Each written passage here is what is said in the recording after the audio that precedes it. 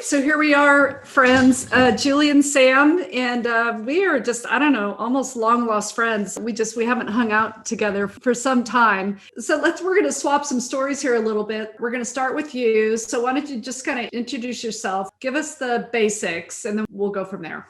Awesome. So my name is Sam Powell, and I'm a realtor here in the beautiful area of Chicago, Illinois, Chicagoland. But I like to tell people across the country, like, I'm happy to be your Illinois connection. So I might not service the area, but of course, I know all the realtors that I would send my own personal business to across the state. So reach out to me if I can help. Just be a connector, right? That's one of our favorite things to do, is pair the right people up. You've been in the business for how long? I started in 2002. So according to calculators, we are on year 19. Your real estate background, it's not just real estate sales. You do some coaching. I know that you're involved in Women's Council of Realtors. What else do you have your hands in? Or are those kind of two main pieces? Yeah, primarily, I look at it this way: like, we have opportunities to gift back our time, like from a community service perspective. And I've chosen to gift the majority of my time back into our industry, right? So be that our local association, our state association, I volunteer through both of those quite a bit on professional standard stuff, right? So I'm an ombudsman for the state and local mediation, hearings, arbitration, all of that sort of fun stuff. For the Women's Council of Realtors, I got involved in that organization, which I highly recommend, male and female, everyone looking into the organization locally to see if there's one near you to tap into, because I give them a tremendous amount of credit for helping me get out of my own way and out of my own fear zone and help me build courage. Because one of the things I like to share is, like, this is me today, right? Obviously, Sam comes with confidence and courage and authenticity and all of these things that I want to project. But when I started in real estate in 2002, I was the biggest GD chicken you might come across, right? Give me a stack of business cards. And I was just like, I'm never going to give these to anybody. I don't know anything about selling the biggest, asset you're going to have in your young to elderly career. I was scared to death. I felt like I didn't know enough. Why would anyone trust me? I don't have any experience or background in this. So it really took baby steps, little successes. This is one of the things that I love to coach about is, getting people to get past the hurdles that it took me my own time to get through in my journey, Yeah. is helping them, speed up that process a little bit for themselves, if it's possible. And so it was the tiny mini successes that just slowly started snowballing into something more meaningful, where I could come out of my shell and feel it was okay to open my mouth. And so it was through Women's Council that I got my feet wet in volunteering in the real estate industry, as well as my local and state association. But it was because of the culture that we create in Women's Council that we really are there to support each other and be a soundboard for each other, to push each other, to pull each other forward. That it gave me my first opportunity to hold a microphone in front of an audience, in front of peers, and then on a national platform. And you've never looked back. And although I'll say, and I'm super curious about this to you, I'd love to hear your response to this, is, in my journey of getting comfortable in front of large audiences, there were times, and early on, it would happen almost every time I'd present, I would freeze up there, right? I'd go pale. I'd forget what I just said. My brain was working too fast for my mouth, and I would get lost. And then I would be like, I feel so stupid. Like, I'm failing up here, rotten tomatoes, nobody's listening, nobody's paying attention. This is awful. Get me off the stage. And then I'd get off the stage and no one would let you leave the room. They wanted to engage. They had questions. They were very complimentary. And I was just like, oh, that didn't feel like that up on the stage. Like, no one, like, there were no hecklers in the room. I don't know about you, but I'm a bit of a heckler in a room. And so it felt strange not having any of me's in the room. But at the same time, what I had to learn and adapt to was, it's okay that the audience is quiet, because they're engaged, they're paying attention, they're not multitasking, trying to be on their phone and their laptop and listening to a few nuggets like myself. And so it was a really interesting sort of growth curve that I had to coach myself through. And this is how I solved it. So this is my first takeaway nugget, besides the zenny.com, is I now proceed some of my presentations with, hey, at some point I might just freeze up here. The one person that's been paying attention, just tell me what I just said, and I'll come right back to you. I promise.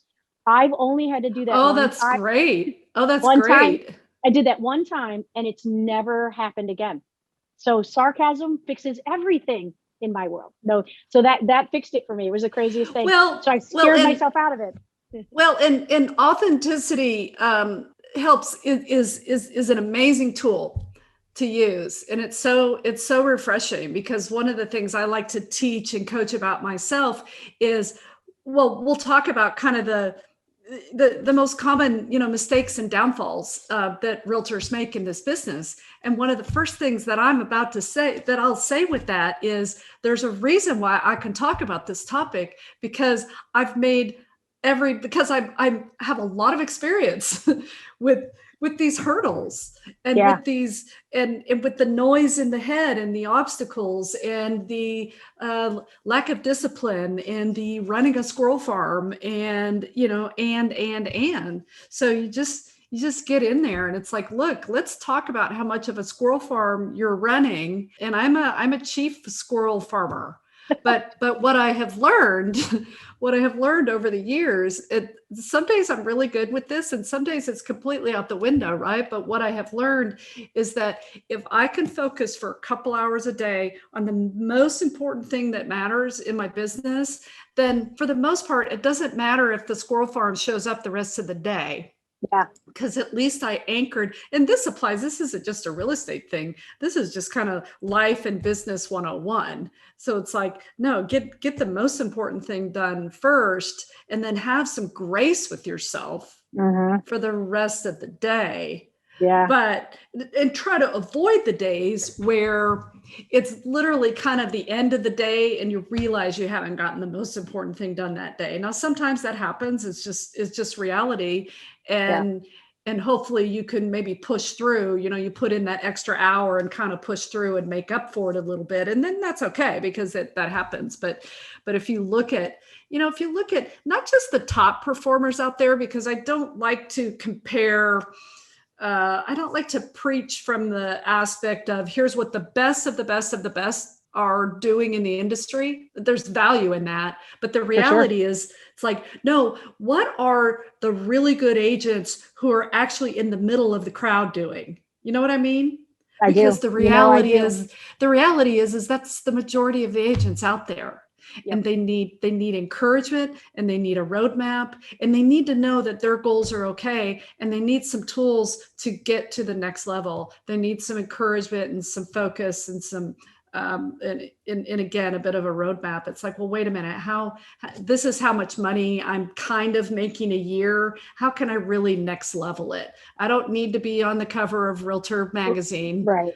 Not the goal, but my goal is to put, if I could put $100,000 in my bank account. No, I totally get it. That's it. What really resonated with me was your use of the squirrel farm. Like, I think it's quite genius. And I don't know if you made that up, I love it even more. But I think that it's so telling of sort of, our personality types, first off, like shiny silver objects.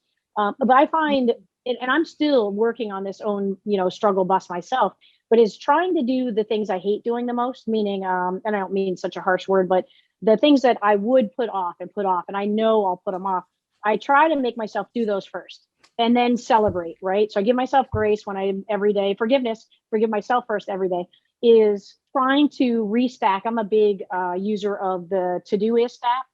It's cross-platform, but it allows me every morning, the first thing I'll do, or the night before, like I'll reshuffle like my priorities for that day based on what I thought my day might look like, and then what my day actually started to look like. And I don't know about you, but with all the online Zoom activities, teaching, training, mentoring that we're doing in the morning, I have to do it in the morning, set all of my alarms so that I'm at my desk. I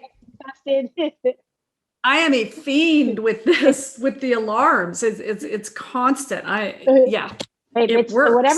Whatever works. And, we're addicted to our own technology solutions. And so find meaningful ways to use that gadget that's on your person nearly 24/7 in meaningful ways. And for us, like I have to protect myself from myself. And so you're setting timers for projects or tasks is brilliant. Setting alarms so that I make sure I'm, where I want to be at that moment to create the experience I'm trying to create, which is, I hate being late. So getting somewhere like 15 minutes early, even to a Zoom call, getting here, dealing with tech issues, me clicking on the wrong link, step number one, But all of those things come into play, but it gives us the time to resolve it if you're there early. It doesn't give you time to resolve an issue if you're 5 minutes into a start time for something or a launch of something. Yeah, I get it. What was it? There was something I was going to say. Another use of the timer I find is that, and this is Squirrel Farm related, and it's just, there are a lot of distractions in our lives and our businesses and just technology and everything. And some shiny object may come along, and it's not that it's not worthy of your attention, but I'll set a timer on it. It's like, look, I'm going to allow myself to do this for only, 10 minutes or 5 minutes, or maybe it's an hour if it's something more involved, but because then I can come back to where I needed to be. So it's so simple. Yeah, and it's I just think like, I think it's the super best smart. app is the clock. But I was also going to say, one of the classes that I've been teaching that's gaining a lot of traction and popularity is, let's say you hire me for 45 minutes. So I have one of my presentations is 45 nuggets in 45 minutes with Sam Powell. And so if it's 30 minutes, it's 30 nuggets. If it's 45 minutes, it's 40 nuggets. If it's 60, it's 60 nuggets. And I need a timer for that, but I have it count up like a stopwatch so that as I'm presenting, because of course I'm going to go over That's and under awesome. on. It's so fun because it's our speed. You know what I mean? Like, I want to do a version of that. Can I borrow it? You can absolutely. It's not trademarked. And I love to share. So yeah, anything, copy and duplicate. That's the biggest form of flattery. Oh, that's great. But I love it. You would have 45 different nuggets than the 45 nuggets I would have.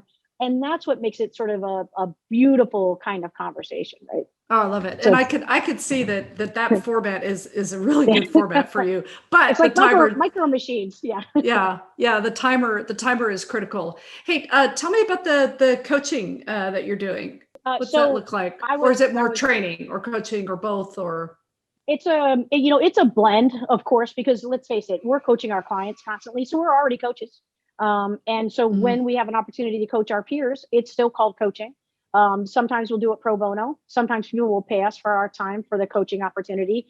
I'm finding most recently that what I'm getting is, let's say I present somewhere and we'll auction off to raise money for whatever network we're speaking at. So like, for example, we were in Arizona. I have a buddy, Jolie, out of Las Vegas. Together, we do a lot of co-teaching. So we'll present, and then at the end, we'll auction off our own time. So when we were in Arizona, we auctioned off 2 hours with Jolie and I about whatever topic they wanted to talk about. And they could break it up like an hour on one topic and an hour on another topic at separate times. And so we sold one of those for $250. And then we offered us, because people were in a bidding war, which is awesome. So we offered a second one at the same price. So we sold two for $250 each, raised that network $500 by just gifting 4 hours of our time back into our own peers. And of course, it was peers that we enjoy that bought them. So we're just like win-win, it's awesome. Yeah. And so today, another Arizona event took place, and they sold us again. And one of the individuals that bought us last time bought us again. So she's now got 4 hours with us. Oh, that's great. Oh, that's cool. I love it. So let me ask you this. So this is one of my favorite questions, and it has to do with the coaching topic. But what advice do you find yourself really giving kind of on repeat? It's like it's just you're just kind of giving this advice constantly. What's that look like? Well, for sure, from me, it's oftentimes has an authenticity component about it, right? Don't try to be someone you're not. So don't try to memorize scripts for the purpose of memorizing scripts. It's all about internalizing and turning it into your own version of, right? So same thing, like the 45 nuggets in 45 minutes, your version, you would twist it and shake it up so that it felt right to you to present whatever it was you were going to present. So you don't have to copy what someone else is doing, but snagging little nuggets that you like and then building something that you can call your own, I think is really kind of a beautiful piece. But I think, staying in your lane is a really big piece of the puzzle in the coaching conversations I have. Like, don't try to be everything to everyone. And we all get into a rut at some point where we start not liking certain things that we have to do to keep our business moving forward. And so my advice over the years has been, because this is how it worked for me, and so at least I can show that it happened in real life, is as soon as you really start to get frustrated having to do the whatever it is. So for me, the first time I really started getting frustrated was scheduling all the buyer side showings. And so I hired someone to schedule my buyer side showings. And it freed up my time again to now focus on something else, right? Like actually reviewing the properties that they wanted to see and preparing for that meeting with them and the travel with them in a more meaningful way. And then I loved working with buyers again. And then at some point, I was just like, listen, the experience I have with working with sellers versus working with buyers is very different from a time consumption standpoint, right? We know this. And I just heard a stat again today that says those of us that work with sellers historically make 3 times as much as those that work exclusively with buyers. And part of that is listing leads leverage. We all know from our days, our personal days with Keller Williams, when you have listings, because you get these other opportunities that come from the listings, right? They're going to buy somewhere, referral opportunities out of state, in state, et cetera, et cetera. But there are so many ways to generate leads and listings and clients from a listing. So giving, from me, the advice generally is, find the lane that you can be masterful in, and then try not to dip out of that too often. Find solutions that make that fun and enjoyable to you, because then it doesn't feel like work. And at the end of the day, that's what we're looking for, is a lifestyle that our own life by design, that we're loving every minute of. Yeah. And one thing, and I love this topic of staying in your lane. Whenever I go to real estate conferences, I love going. One of my favorite kind of, if you will, sessions or panels is when they're featuring new agents or young agents, which can be both. You can have an older agent who's new in the business, right? So kind of the rookie success stories. I always like to, it's like, hey, folks that knock it out of the park in their first or second year in the business, what they do, what's that look like? Okay. Yeah. Because you and I know, and you and I may have both experienced this ourselves, but the reality is that there are some exceptionally talented and successful agents out there that almost failed out of the business before they succeeded, or it took them a few years to get any kind of groove or momentum. And the problem with that is that not everyone can afford that financially. Right. So, but the rookie success stories, and this has to do with the stay in your lane. My observation has been over the years that so many of those success stories is because the agent had a very narrow focus.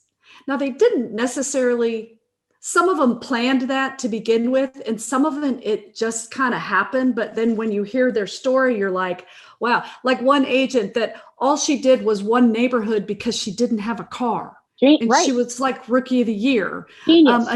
Another agent that all he did was investors in Vegas because it's what he knew. And that's all he did. There's another agent that all he did was for sale by owners. For some reason or another, it was easy for him. It's all he did. So in story after story after story, giving folks a permission to, it's like, go really narrow. Well, I think, what I just visualized was this concept of stay in your lane, but find your groove, right? So you're in this lane and then you found your groove, and that's where these success stories sort of stem from in the way that you said it. That's what it made me think of is, I'm in my lane and I'm doing a little bit of this in my lane because I have to, because I haven't figured out a way or I haven't found my groove. But then when you find your groove, it's a very different experience than what the rest of us are doing. Yeah. Well, in the groove, just think of when you feel like you're in the groove, just visualize what that feels like in your body, just that energy and that vibe. There's a reason why we say in the groove. And so the more we can get that in our professional lives, honestly, the more successful you'll be and the happier you're going to be. And isn't that kind of why we're here? Anyways, I would agree. Hey, so let's shift topics a little bit. You recently changed brokerages. I did. I recently moved to my fifth brokerage in my real estate career. In 19 years. And I have to tell you, in 19 years, and when I started back in 2002, I was of this mindset that let's find a company. And the first company I worked with was Prudential. And they had this training program. And I was like, that's what I need. I need training because I don't have any courage. So someone walk me through this step by step so that I don't feel like an idiot when I go talk to consumers. And so there was a really good program to get us out of the gate. And each company I've been with, they get a credit. So Prudential, I give them the credit for making me really understand from a business perspective right out of the gate buyer agency agreements, listing agreements with sellers, agency agreements with buyers, so that you're running your business the same way on both sides of that fence, right? So negotiating your value with a seller, negotiating your value with a buyer, and then moving forward in those relationships. So I've taken that through my entire career. In, being willing, like I'm willing to meet you, show you some properties, and then let's have some real conversation about what this relationship could look like, should look like, how the industry works, how professionals get paid, so that they're educated, because they don't know what they don't know, and they don't know working with 2 or 3 agents only is going to get one of those agents paid. So I take the time to make sure they're educated about that. And if I'm not the right agent to work with, that's totally okay. I want to work with the people that get that relationship and that it's 100% satisfaction guarantee. So if there's a differential or any negotiation owed, you don't pay it unless you were satisfied with the services that me and my team provided. So it's a win-win. It's a handshake on paper, and we, rediscuss it appropriately throughout the relationship.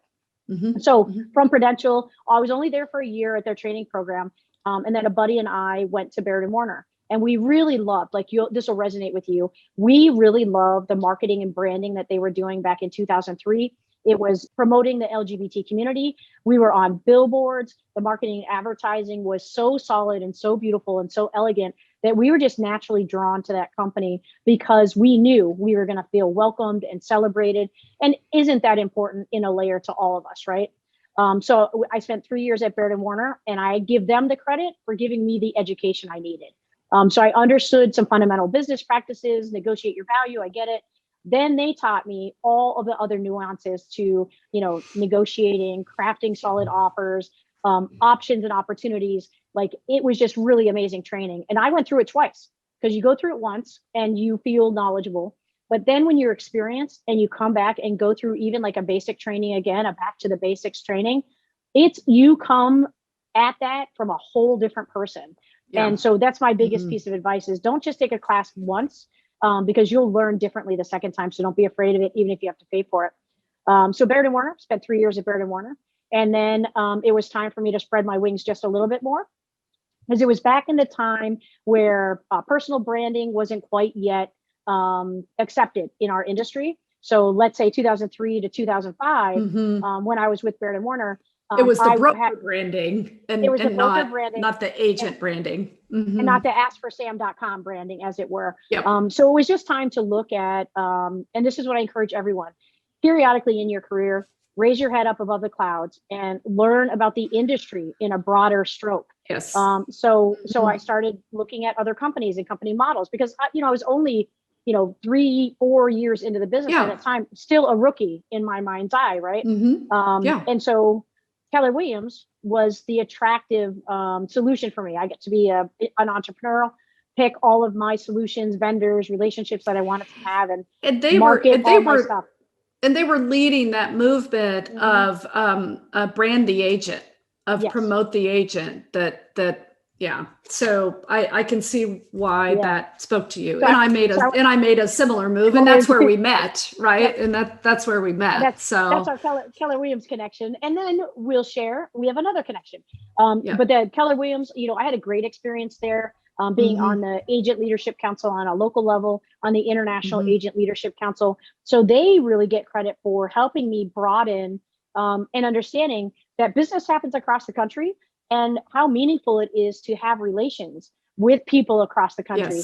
To learn about our industry from all the various aspects and how it's done differently in different states. And even in our own state of Illinois, we are a title state, but there are counties where they don't use attorneys. So even in one box, Illinois, we have variances, right? So there's so much to learn constantly. And I have to say, Julie, the reason I'm still in the business is because it's constantly evolving.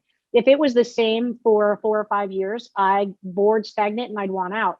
But because it's constantly evolving and changing, it's exciting. It can always be exciting, especially if you focus on where your passion is. So 5 years at Keller Williams. And then it was during a time in Keller Williams history in Chicago where they were deciding whether to keep or sell the offices at that moment in time.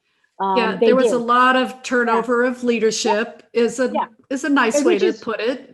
Which is part of how companies evolve and grow. Of course. Anyway, right? Like if you think about the Steve Jobs and the Apples and the, who gets what role and how they change and what they do with it, it's just part of a company's growth. So it's not a negative in any way. It was just time for me I wasn't interested in who they were selling their company to at that time. And so I was like, time to look above the clouds. What else is out there? And I happened across Dreamtown Realty, which is a boutique here in Chicago. I'm trying to remember how many years old it is now, but maybe 20, 25, like it's in that window. It's relatively a baby company in that respect. I think when I joined, we were probably like 150, 200 agents, and we're well over 400 before I moved companies from Dreamtown. But I joined Dreamtown because they were on the forefront of all the technologies I was passionate about, right? Yeah. So from their web design to lead generation to social media to marketing like a champ, like it was all the things that I loved about the industry that I wanted to align with a company that had the similar passions. So clearly we had similar passions, spent a decade with Yaval and Dreamtown, and would still be there today. Like I didn't leave for any reason except I need to stretch my wings in a different way, in a different capacity. I really was looking for a national brand again, right? I've had experience with Baird & Warner's hyper local too. So I've had national brand, hyper local, national brand, hyper local, national brand. Seems kind of organic that might be the ebb and flow of my choices in the industry. Have you found, let me ask you this question. Have you found your business over the years has had more and more realtor referrals from around the country as your career evolved? Absolutely. And I think, giving credit to Women's Council for creating the opportunity and the culture. So as I started getting speaking gigs around the country, hyper local to hyper national, that's where the relationships are formed. And it took time. It took actually being out there, engaging with our peers across the country that, ironically, the pandemic, a majority of my business was referrals, incoming referrals. So it was interesting to see sort of things shut down and locked down because, of course, a ton of people were leaving Illinois, leaving the city of Chicago because they wanted more space, more room, open air, outdoor space, all of those kind of things. And I found my business did just fine because of the referral business that really started to show up. So yeah, it's slowly been trickling up, but most recent 2020, best year in my career from referral business. I think 19 closed referral opportunities. That's nice. That's very good.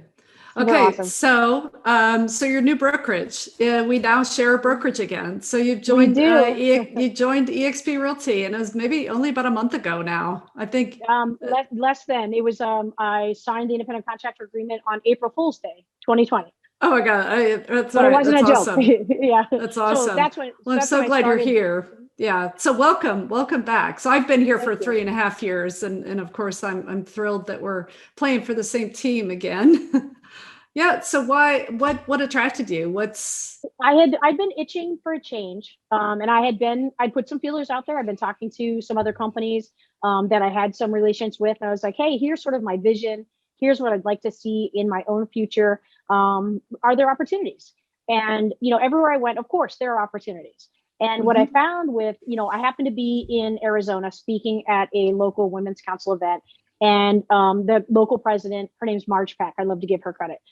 So she was just like, listen, she joined eXp and of course wants to share like her why for joining the company and wanted to make an introduction to who she signed with. So I was just like, yeah, I'm happy to meet people. Are you kidding? It's all about research. And I've always been this kid who's just like, there's also a reverse interview that's happening, right? So like if I'm at a really amazing company and you share with me, but there's a way to educate you about an opportunity that's over here, of course, why wouldn't we do that with each other? Of course. But obviously when I'm with a hyper local company and I'm in Arizona, those conversations, they don't exist. So she introduces me to this amazing, powerful couple in Arizona. And now I'm going to feel like an idiot if I can't say their names or roll them off the tongue. But what's important is she made an introduction. We met with them, and it's the Fazio team, like Chuck and why can't I think of her first name? Angela. Yeah. Chuck and Angela Fazio. Sorry, Angela, if you see this, I suck sometimes because I see Chuck on Facebook all the time. Anyways, we'll cut it off. Yeah, exactly. We'll trim it out. So I meet with Chuck and Angela Fazio, and I'm an impulse shopper.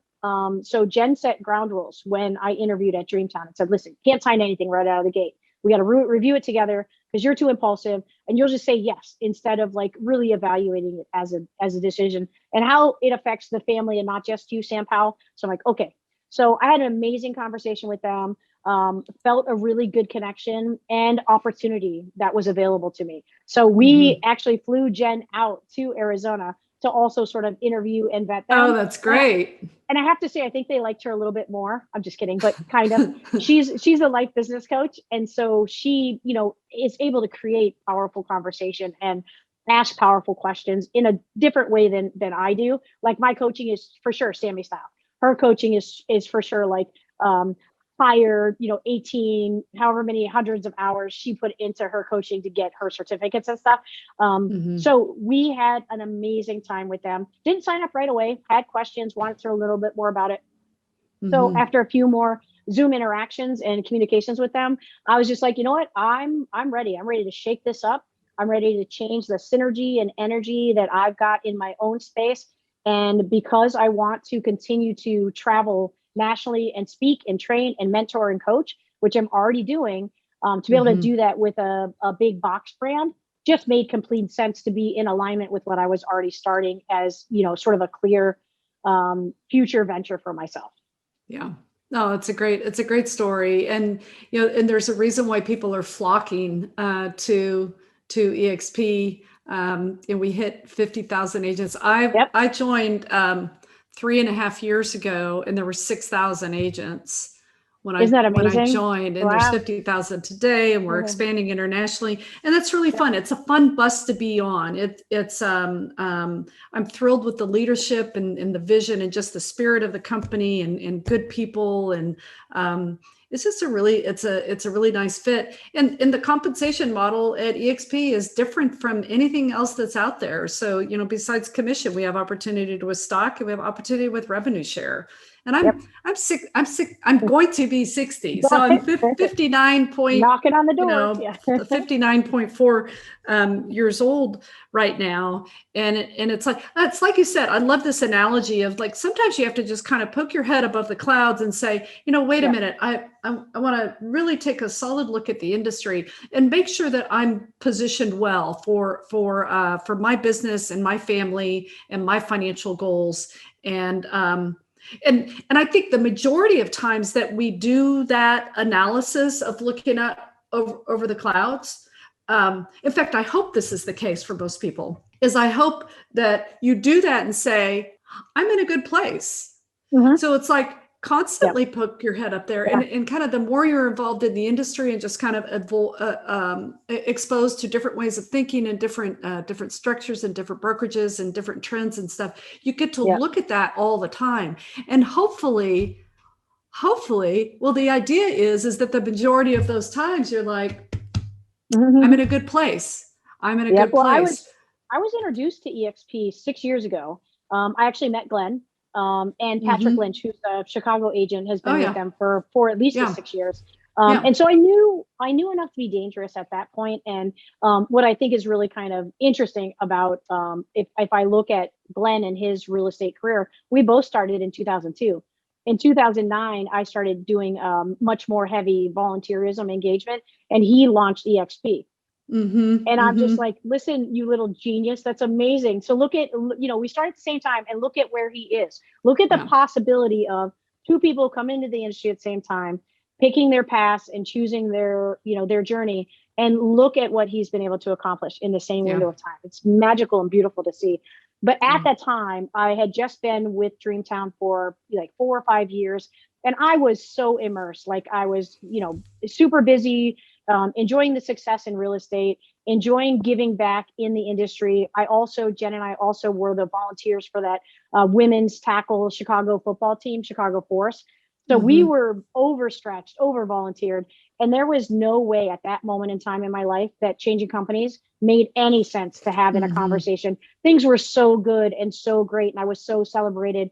I celebrated to the day I left the company, still celebrated, right? I love the owner. So when I decided to move companies, for me, it was like, if you were to poll, just our peers who know us well, and we're like, hey, if I could pick a company for Sam Powell, the paperless agent who travels around the country and is all harping on mobile office and virtual lifestyle, what company comes to mind that might be a good fit for her?